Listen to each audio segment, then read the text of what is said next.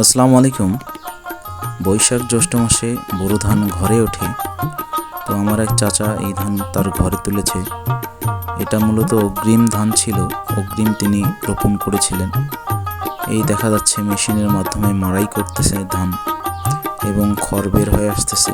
এর থেকেও আধুনিক মেশিন অবশ্য বাজারে এসেছে।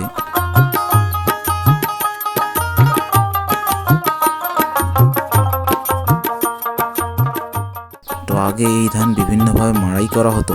এখন আসলে সময়ের পরিক্রমে উদ্ভাবনী শক্তির কারণে মানুষ এখন উন্নত পদ্ধতি অবলম্বন করতেছে। তো গ্রামের অনেক বিষয় থাকে, তারপরেও এখন আধুনিকতার ছোঁয়া চারিদিকে ছড়িয়ে পড়েছে।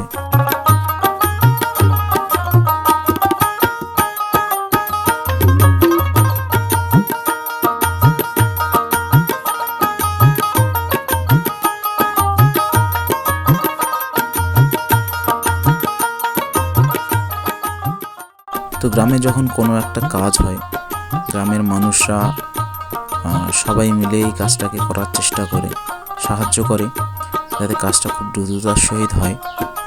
কাজটাতে হাত দিয়ে সহযোগিতা করছে।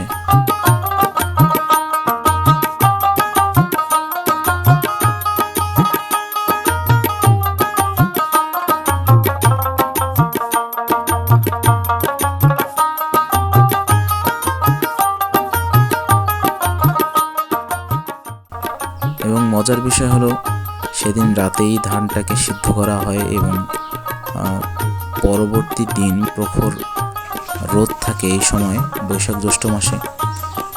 সেই রোদে এই ধানটাকে শুকানো হয়।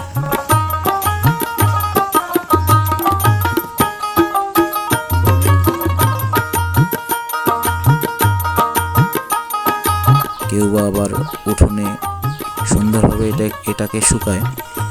শুকার মাধ্যমে ধানটাকে চালের উপযোগী করে।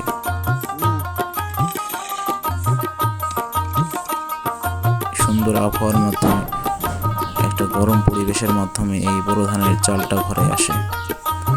ধন্যবাদ।